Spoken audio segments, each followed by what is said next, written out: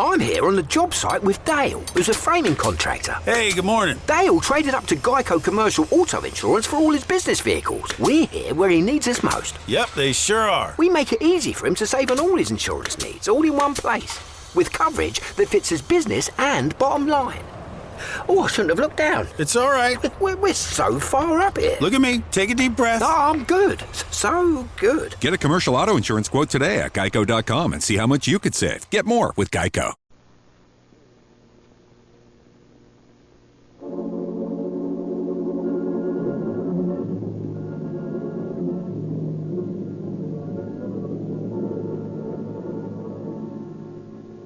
Calling all cars. A copyrighted program created by the Rio Grande Oil Company. Police calling all cars, attention all cars, road test 16 regarding a murder. The body of a well-dressed woman found in a vacant lot near West Richmond, 6th Avenue. That's all. Over.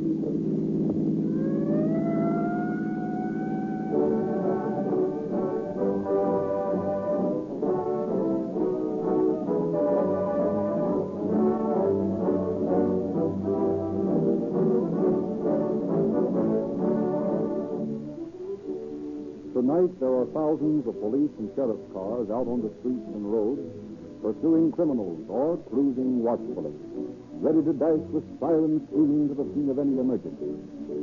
No ordinary gasoline is good enough for these emergency cars. More of them are powered with Rio Grande cracked gasoline everywhere is obtainable than any other brand. And the reason for this pronounced preference is that the police have tested all brands of gasoline in their emergency cars, and they have yet to find any gasoline which will exceed the performance of Rio Grande Crack. You can make these same tests in your own car and discover for yourself why Rio Grande Crack gasoline is the choice of the leading cities and counties of the West. Go to the independent service station in your neighborhood and fill up with Rio Grande Crack. You will feel the difference just as soon as your former gasoline is used up and Rio Grande Crack reaches your carburetor. Your car takes on new life, new liveliness. You accelerate as never before. You breeze up hills that formerly slowed you down and made you shift gears. Your car runs smoother, quieter. Rio Grande Cracked gasoline ignites at the touch of the starter, roars into action. And when you speed ahead of the traffic, you will realize at last what we mean when we promise you police car performance with Rio Grande Cracked gasoline.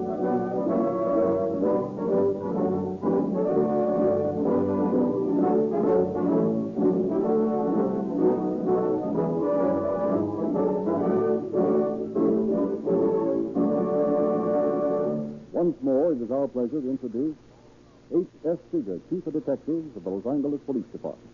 Chief Seeger. Good evening, friends. Murder or suicide? That is often the question that police officers must answer, and answer quickly when they start investigating a death. Because there is sometimes such a fine line distinguishing self-destruction from murder, it is difficult for the police to act quickly in order that justice may be done. It is necessary for all police officers, and particularly the detectives, to be trained in such a manner that they may judge at once the nature of the case they are investigating. In tonight's broadcast, an example of keen detective work and persistence on the part of one of our force is narrated. We want you to listen with particular care to this story that has been selected for this evening. Catch every word of it as it is spoken by the players in this drama, and I believe that such close attention will conjure up in your mind how easily, in some cases, even murderers might escape if it were not for the eternal vigilance of observing and intelligent law enforcement officers who see the truth behind evidence which untrained observers would either misconstrue or disregard entirely. No matter how cleverly a criminal may cover his crime, justice is inevitable when policemen are trained efficiently and have the cooperation of the public. Tonight's story brings this fact home to you.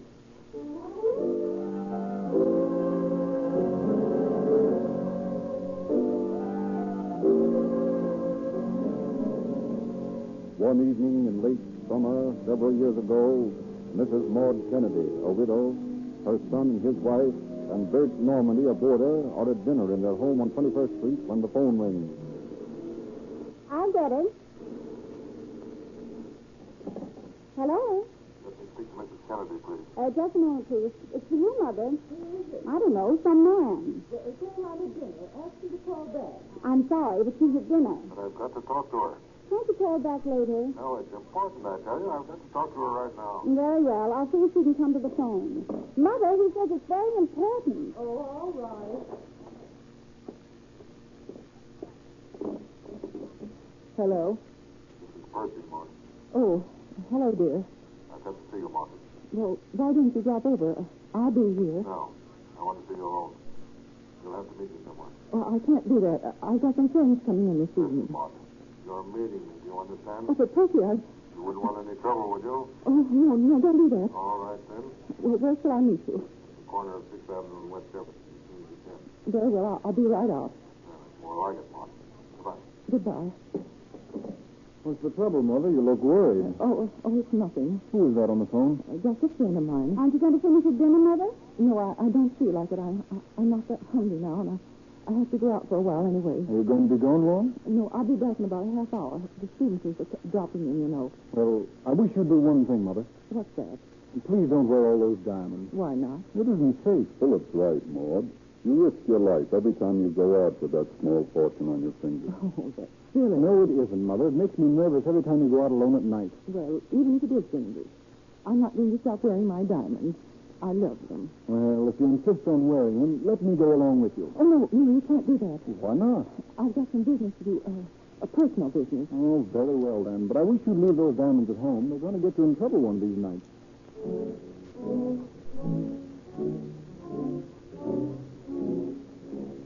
A few moments later, Mrs. Kennedy meets the man who telephoned her. The rendezvous is in what at that time is a thinly settled section of town. The houses are few and far between, the streets dimly lit. Percy, what is it this time? I've got to have some money, Maud. I thought so. I suppose you spent that $5 I lent you yesterday. Yeah, it's nearly gone. I've got to have more. I'm going to get married. Get married? How can you get married? You haven't even got a job. I don't care. I'm in love with a girl and I want to marry her. I'll get a job somewhere. You've got to give me the money to get married on. I can't. I haven't any money. Oh, come on now, Maud. Don't hand me that. I haven't, Percy. I'm broke. They came in poker the other night. Maud, did you understand what I said? I've got to have money. You wouldn't want me to tell Philip about all that dough you lose at poker, would you? Oh, you wouldn't. I might. Your little boy wouldn't think so highly of his mother then, would he? Oh, Percy, don't do that. Please don't. Well, it's worth something to keep me quiet, isn't it? Yes, I suppose it is, but I've been telling you the truth. I really haven't got any money, really. Well, how about those diamonds? We could sell a couple of them. That'd be all I need now. Sell my diamonds?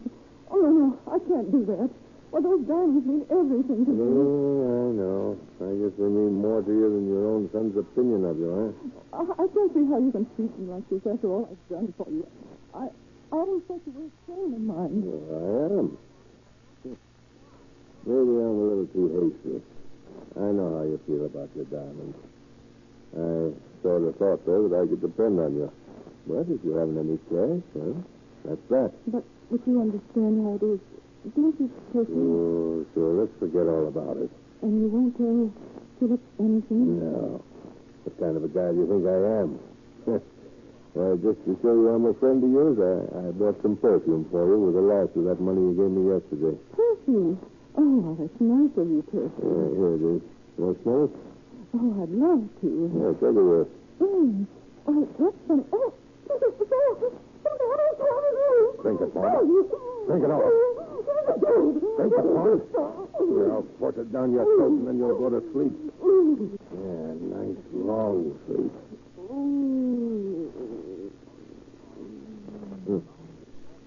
Now, I'll get you back on this vacant lot here where no one's liable to find you for a while.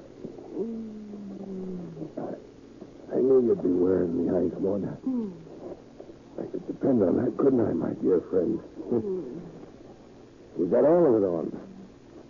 Even the one I pawned to you. That's nice, Maud.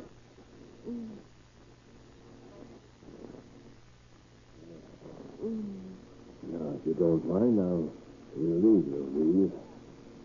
I don't think you'll need them where you're going. I'll just leave you that wedding ring and a couple of small sparklers so it won't look like robbery. Well, Maud. Thanks, old kid. So long.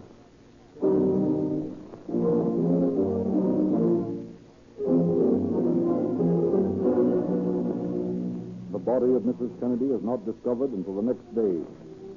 The police doctor has already examined the body when Captain of Detectives J.A. Wynn arrives on the scene from headquarters.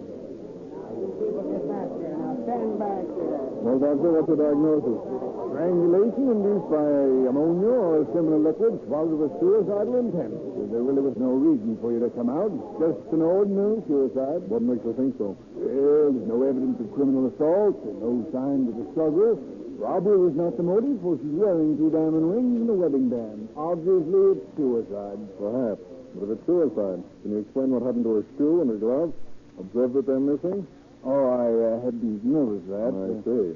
Well, suppose we look around a bit.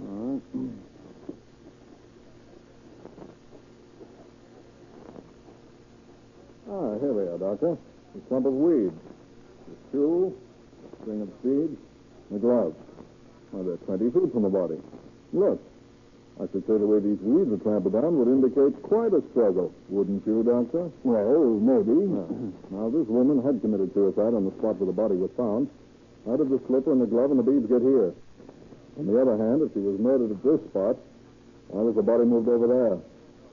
I'm not at all satisfied that this is the case of suicide. I'm going to work on the assumption that it's murder.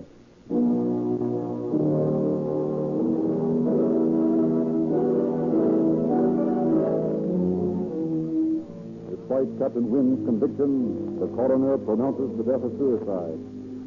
Through a safe deposit box key found on her person, the victim is identified as Mrs. Maud Kennedy. Captain Wynn has the unfortunate task of breaking the news to Mrs. Kennedy's son and daughter-in-law. After they have recovered somewhat from the shock of Wynn's tragic announcement, the detective questions. I'm terribly sorry to intrude upon your grief like this, but you realize, of course, how important it is to get at the bottom of this thing as quickly as possible. Naturally, Captain. Well, you say you don't believe in this suicide theory. That's ridiculous. Mother would never commit suicide. Well, I don't believe she did. Under the circumstances of the discovery of the body, I think she was murdered. Oh. I'm sorry to be so blunt. Forgive me. Now, will you please tell me what happened the last time you saw her? Well, we were at dinner last night when she was called to the phone.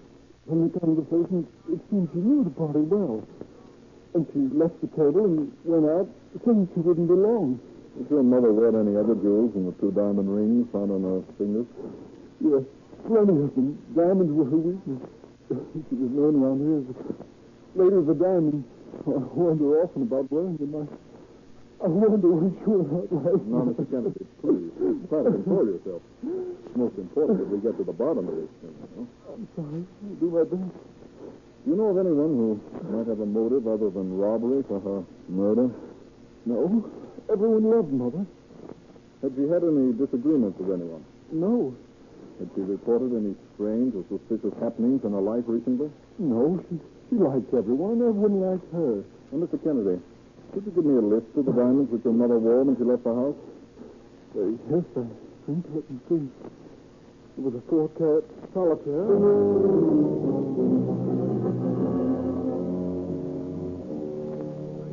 Returning to headquarters, Captain Wynn finds Charles Whitehead, chief nurse at the receiving hospital, waiting for him.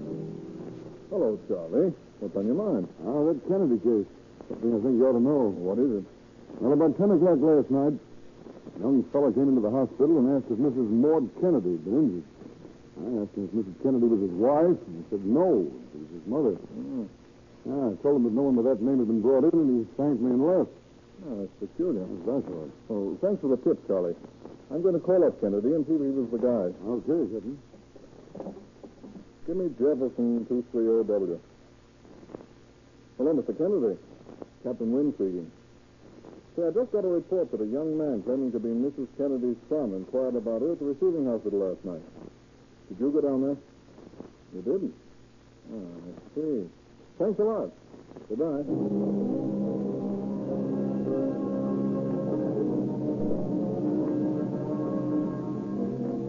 Dispatching detectives to search the neighborhood of the scene of the crime, Captain Wynn succeeds in discovering two witnesses who had heard the groans of Mrs. Kennedy.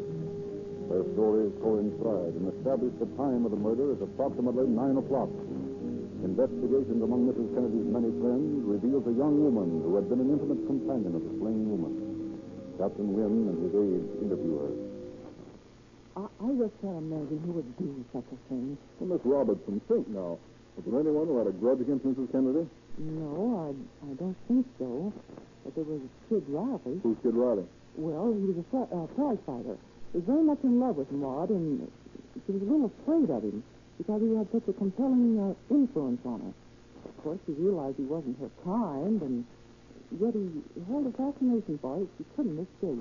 Possibly he's the man we're after. Prize fighter, huh? And she was filled with chloroform, or ammonia. And ammonia's used a lot around boxers' training quarters. Boys, I want you to go out and find this Kid Riley.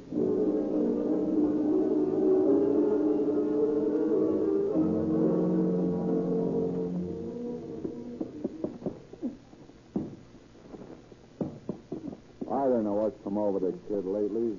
Look at him smack that sparring partner. His noise seemed to be strapped. Well, don't worry about the kid. He's been kind of worried about Joe. You'll snap out of it. I forgot to tell you, there's a big guy waiting on the dressing room. You see him? It's like a dick. Yeah, Riley's always in some kind of trouble. Wonder what it is this time. Hey, Riley, lay off that guy before you kill him. Hey, what's the matter with you, Al? Gee, everything I do is wrong. Now what is it? Ain't nothing wrong, kid. Hold on to your noise. Phil says there's a guy who wants to see you in the dressing room. Yeah, well, if it's one of them newspaper guys, I ain't interested. I need all the dough I got right now. But this mug looks like a dick. A dick? Well, tell him I'm busy. Tell him anything. Come on, kid. Let's see what it's all about. Oh, okay. I ain't done nothing. I'll see him.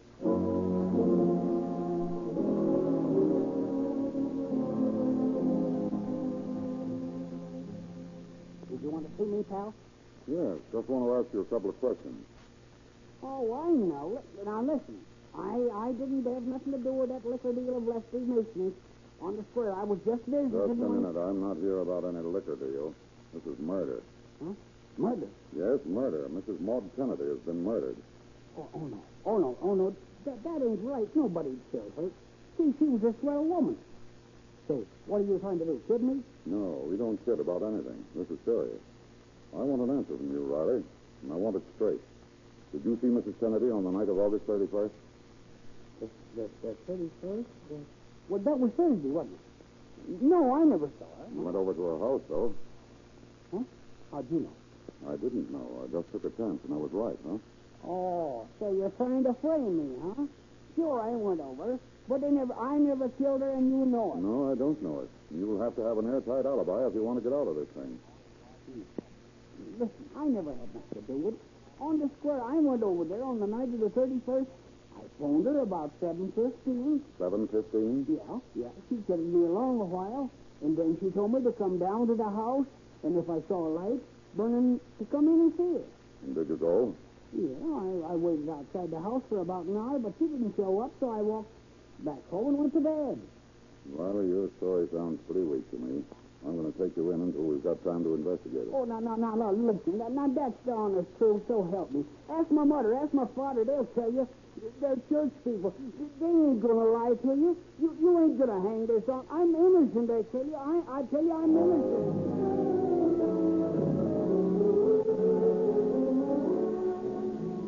Kid Riley is brought in and questioned, but he proves an airtight alibi. So the investigation drags on. Suspect after suspect is taken to headquarters, questioned and freed. Normandy, the boarder of Mrs. Kennedy, tipped off the police to another prize fighter who was friendly with the murdered woman. This man, located in Fresno, where he was facing a bogus sex charge, is brought back to Los Angeles. He places suspicion on Normandy, claiming that the boarder had pawned some of Mrs. Kennedy's diamonds. Questioned again, Normandy reluctantly explains that Mrs. Kennedy was an avid poker player and that she sometimes covered her losses by pawning her diamonds. Then, out of the welter of fruitless questioning and worthless clues, emerges the name of Percy Tugwell, it was discovered that Tugwell had borrowed $5 from Mrs. Kennedy the day of her death. Captain Wynn questions the manager of the garage where Tugwell was known to loaf. Yeah, Price hung around here, but he ain't here now. Where is he? He got married. He's in Cisco on his honeymoon. I didn't know he could afford a trip like that. Neither did I. He ain't worked for a year. And then a couple of days ago, he shows up with a pair of tickets to Frisco, and he tells me he's going and got hitched. I don't know where he got that now.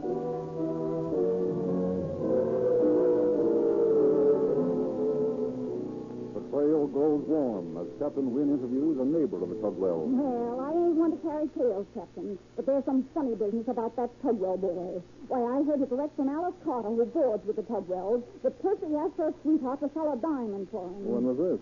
Just a day after Mrs. Kennedy was murdered. Asked him to sell a diamond, huh? Yes, it was unmounted.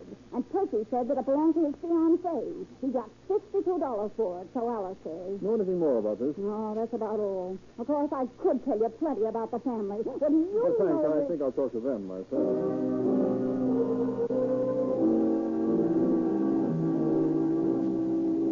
Captain Wynn and Lieutenant Holmes interview the entire Tugwell family. Their stories are the same. Now, Mr. Tugwell, can you tell us what your son's movements were on the night of August the 31st? Well, yeah. He and Thelma, his girl, was here for supper. And after supper, they had a little argument because Percy wanted to go out to the garage and say goodbye to the gang. And Thelma said that he cared more for the gang than he did for her. Anyway, Percy went. What time was that? About 7 o'clock, I should say. And what time did he get back? I guess it was long, about 8:30, no later. He comes back in, and Thelma and him patch up their little spat. Where is Percy staying in San Francisco? I think he's at the Bayview Hotel. Very well, Mr. Tugwell. Thank you very much. Not at all. But would you mind telling me what all this here questioning's all about? Oh, we're just trying to complete a report, Mr. Tugwell. Good night.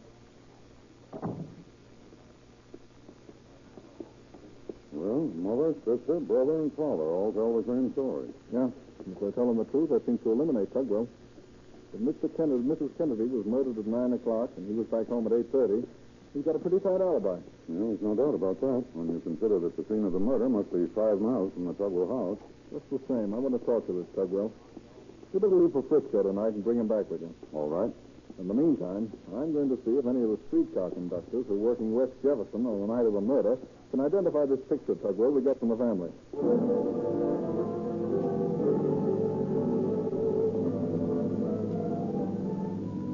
With home on the trail of Tugwell in San Francisco, Wynn interviews the streetcar conductors. You were working on the West Jefferson between the hours of 7 and 9 on the night of August the 31st? Yes, sir. Do you recognize the man in this picture as one of the passengers who carried that night? Oh, let me see. No, I don't think so. I never saw him before, huh? Nope, I never did. All right, that's all. Thanks for coming in. You're welcome, Captain. Well, we're not getting any place in this line. That's the 15th conductor. Beg pardon, Captain. Telegram, sir. Well, thanks, Sergeant. Probably from Lieutenant Holmes in San Francisco. Oh, for the love of peace. What is it? Listen to this. Place a man in the home of Mr. and Mrs. Philip Kennedy. They're accused of being involved in the murder. Will arrive in Los Angeles with Percy Tugwell in the morning. Can you imagine that? But you can't go out and arrest him on a say-so like that. I don't intend to. I'm going to call Lieutenant Holmes in San Francisco and find out what this is all about.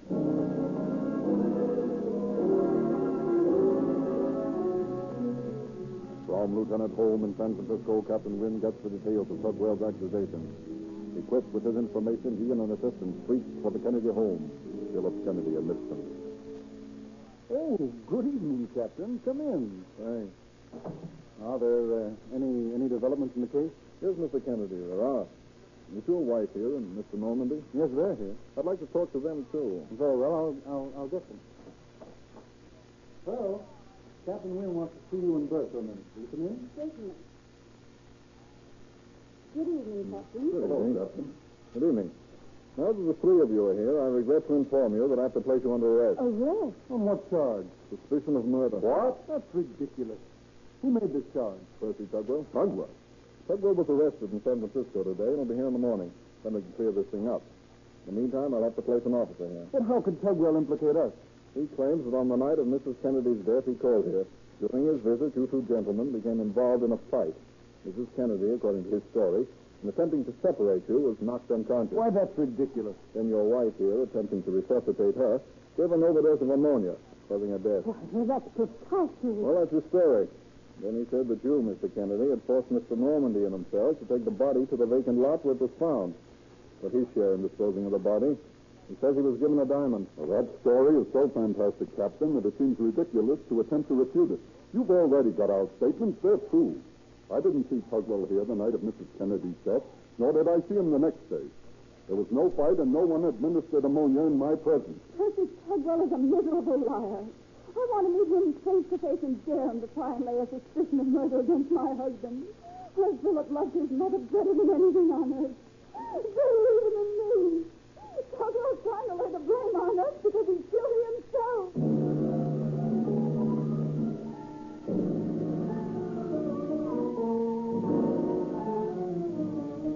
Brought back to Los Angeles, Percy Tugwell reiterates his version of the murder. Police doubt his preposterous story. Deputy District Attorney Joseph Ford attempts to break down Tugwell's statement. For 5 hours, Tugwell is questioned. And then he finally admits... I'll come clean. I lured her to that vacant lot and killed her with chloroform. I told her I had some perfume and asked her if she wanted to smell it. When she took the bottle, I grabbed her by the throat and forced her to swallow the contents. I wanted to get married, and I needed the money to finance my honeymoon.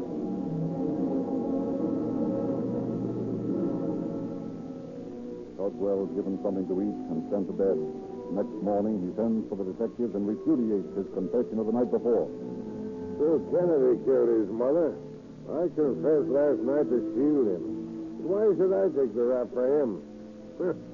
Jill sent me a note on the evening of her death, and I met him on the West Jefferson streetcar and got off at 6th Avenue. We met his mother, and Bill killed her. I got a diamond for my share.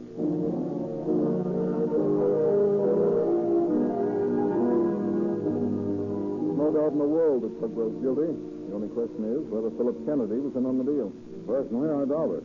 But let's bring the two of them face to face. That's a good idea.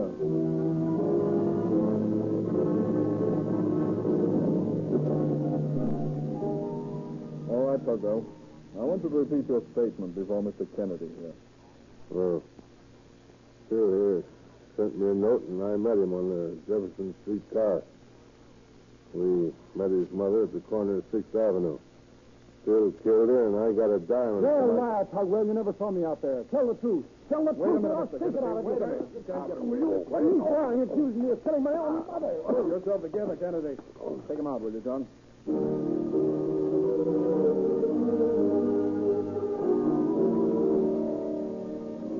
Faced by Philip's wife and Normandy, who repeat their previous testimony, Tugwell begins to weaken. Finally, he speaks to Lieutenant Holmes. I want to tell the truth, Lieutenant. If I do, it means the rope to someone. Well, you better get it off your conscience, Tugwell. You'll feel a lot better if you do. Then bring Phil back. Okay. Mr. Kennedy, will you come in, please? Tugwell has something to say, Mr. Kennedy. He wants you to hit it. I did it, Phil. I want to apologize. Will you shake my hand? Why, you...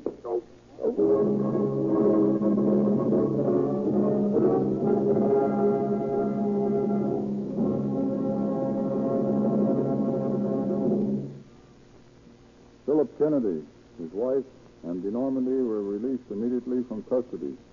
And 4 months and a half after Mrs. Kennedy's death, Tugwell went on trial in Superior Court. The jury, after a 5-hour deadlock, returned a verdict of guilty, and Tugwell was sentenced to life imprisonment in San Quentin Penitentiary. Thank you, Chief Figure. Ladies and gentlemen, among the boys and girls listening tonight, thousands have joined the Junior Police Department and are now wearing police badges, carrying handcuffs, siren whistles, and guns. Many have detective fingerprint outfits, microscopes, and other valuable articles, all given away free by the Rio Grande Oil Company. We invite every boy and girl listening who has not already joined to go at once to the service station in your neighborhood featuring Rio Grande cracked gasoline. Ask for a free copy of the Calling All Cars News. You will find the 14 free gifts illustrated there, and you will learn how you can get the complete junior detective outfit absolutely free. Every motorist can help some boy or girl get these valuable gifts merely by using Rio Grande cracked gasoline, the same gasoline that's used by the police cars, the ambulances, the fire engines, and other emergency equipment of the leading cities and counties in the West. Drive into the Rio Grande station. Get a tank full of police car performance. And if you're going to enjoy the full thrill of greater speed, faster acceleration, and instantaneous starting, protect your engine with Sinclair motor oil. All Rio Grande dealers feature Sinclair oils because they can guarantee. No matter how fast you go, Sinclair motor oil guarantees you perfect lubrication. All wax, petroleum jelly, impurities have been extracted. No matter how much you pay, you can't possibly buy better motor oil than Sinclair. And your Rio Grande dealer has it as low as 25 cents a quart.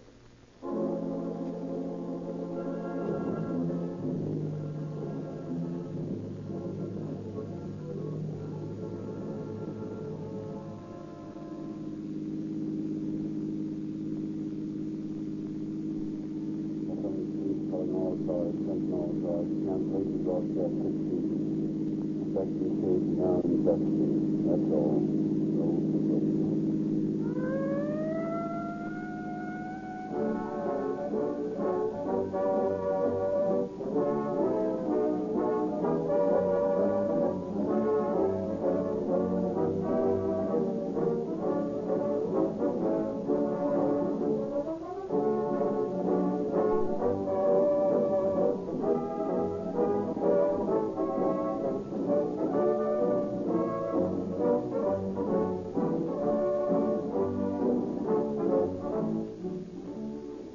Narrator Frederick Lindsley, bidding you good night for the Rio Grande Oil Company.